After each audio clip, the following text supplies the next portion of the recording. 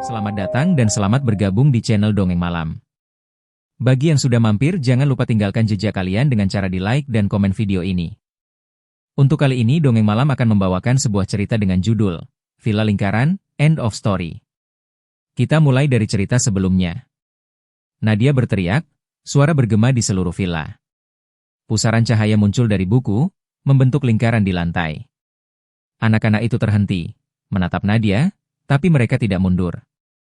Nadia berbisik, membaca mantra dari buku dengan cepat. Suara perempuan dari sumur berteriak kencang. Cahaya dari buku membesar, seperti sinar yang menembus kegelapan, dan beberapa anak-anak itu tertarik ke arah cahaya, menghilang satu persatu. Namun tidak semua lenyap. Salah satu anak, bocah laki-laki kecil, berhasil mendekati Danu. Tangannya menempel di bahu Danu, tubuhnya terasa dingin menusuk. Danu menjerit, tubuhnya kaku.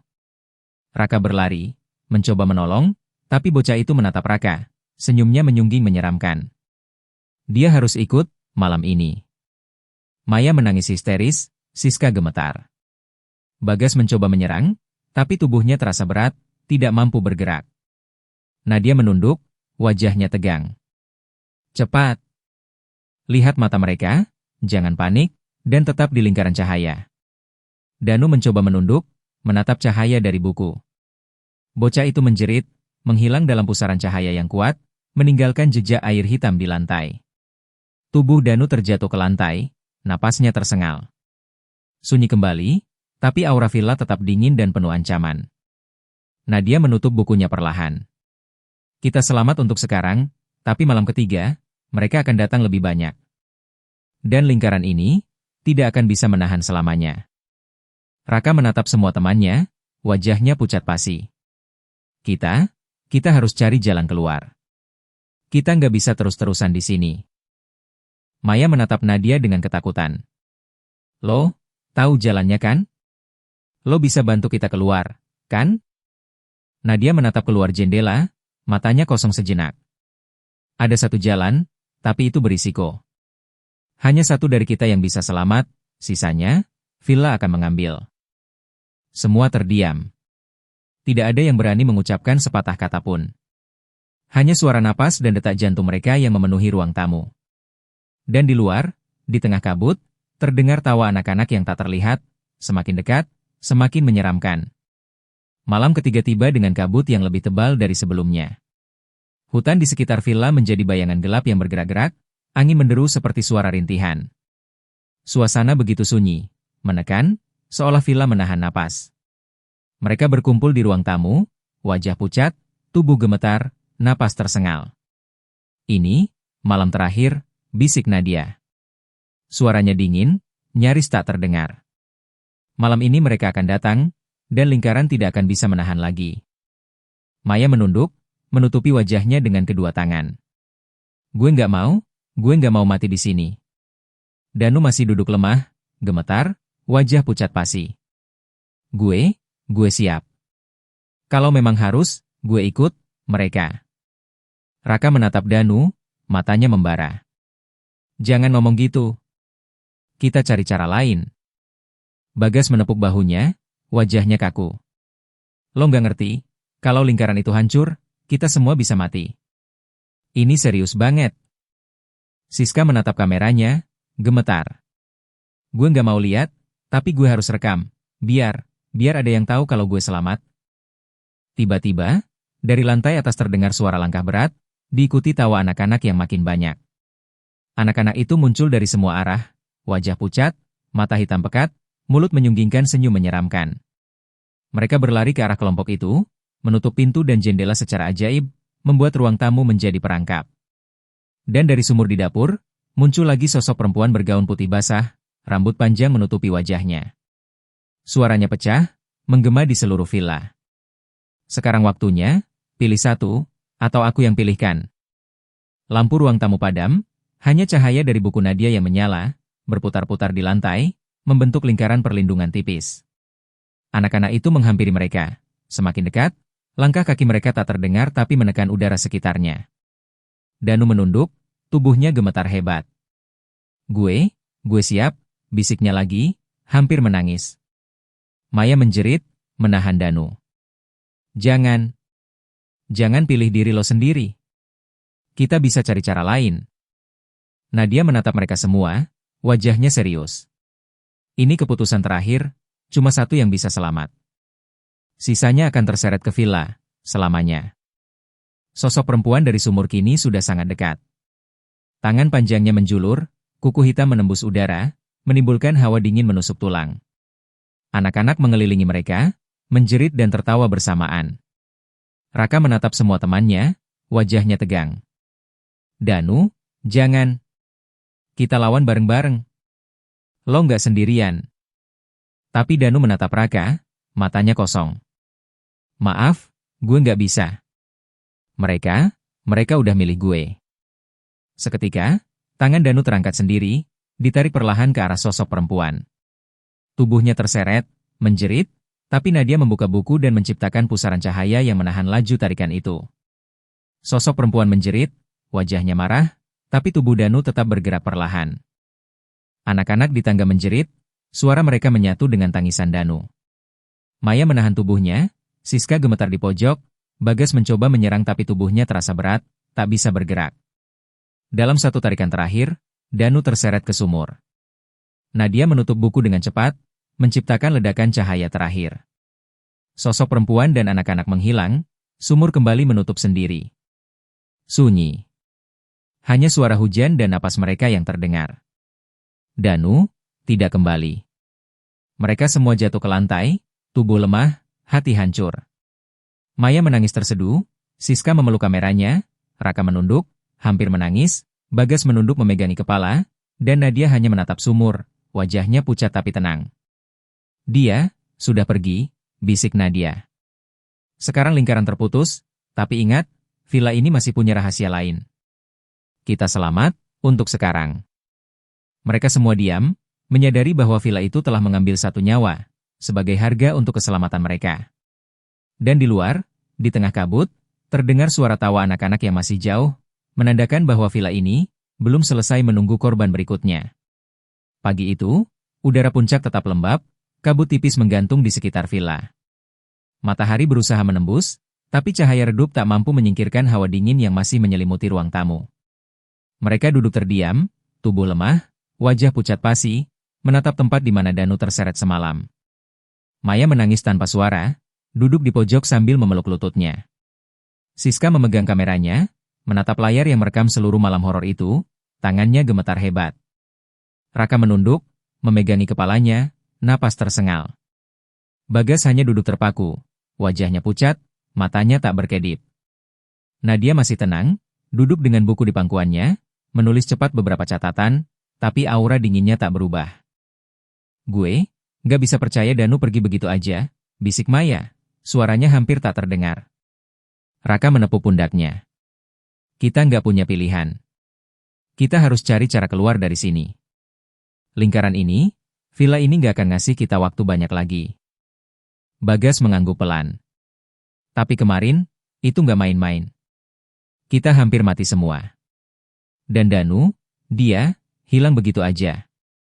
Lo yakin kita bisa keluar dari sini? Nadia menatap mereka semua. Villa ini, punya cara keluar, tapi itu berisiko. Jalan keluar hanya satu, dan satu orang harus mengorbankan sesuatu.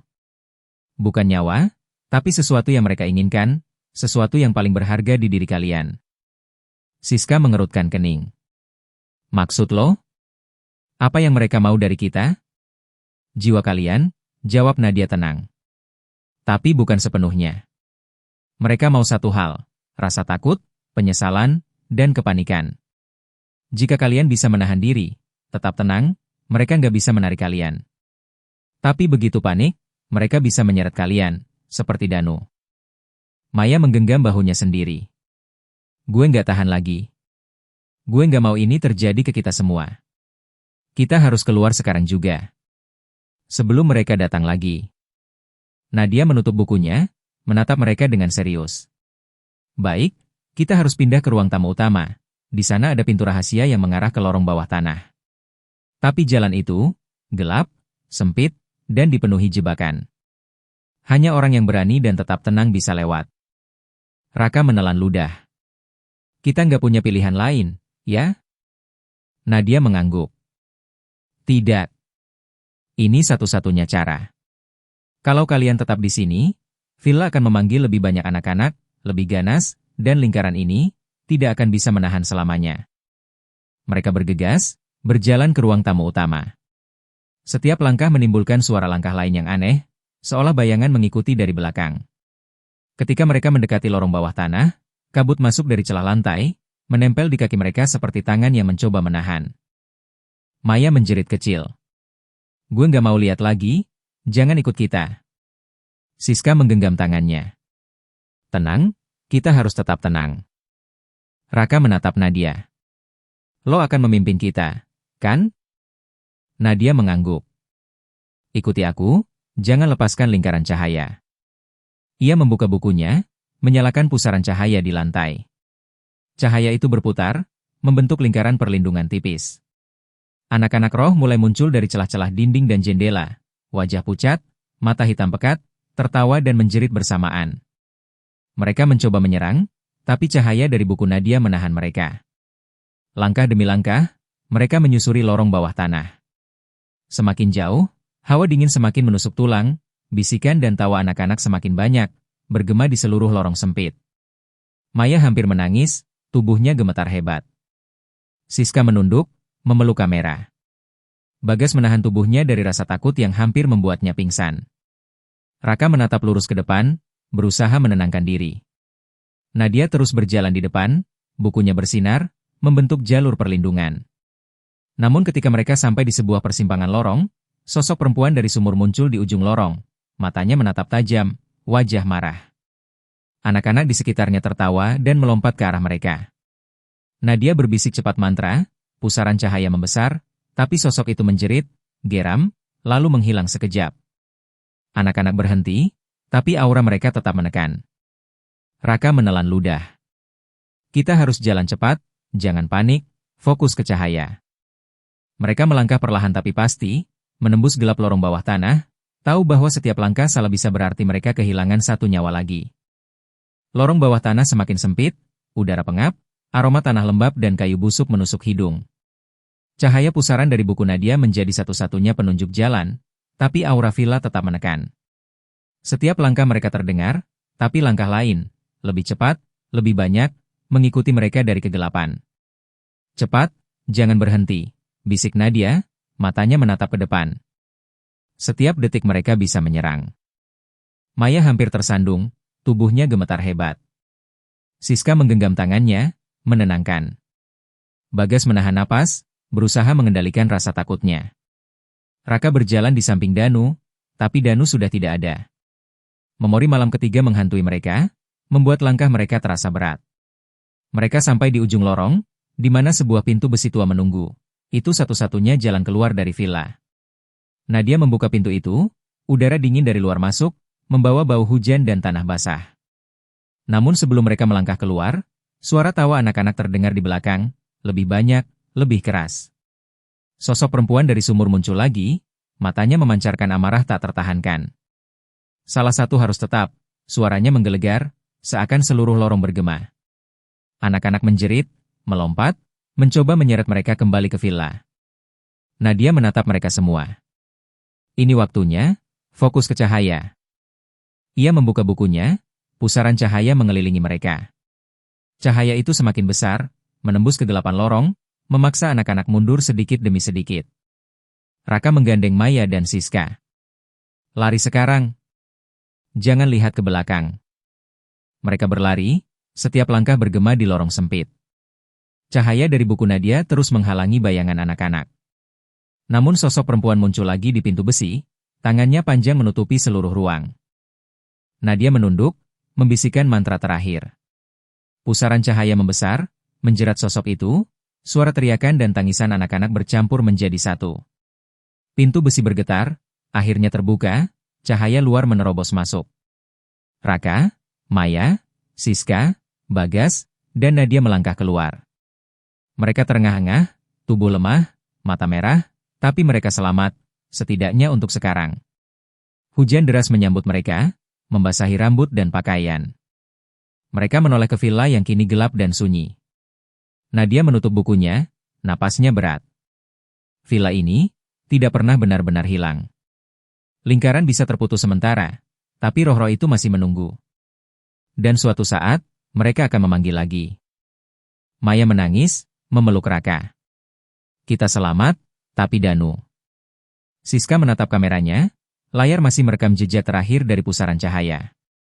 Bagas menunduk, menatap tanah basah, tahu bahwa satu nyawa sudah hilang dan mereka semua selamat karena itu.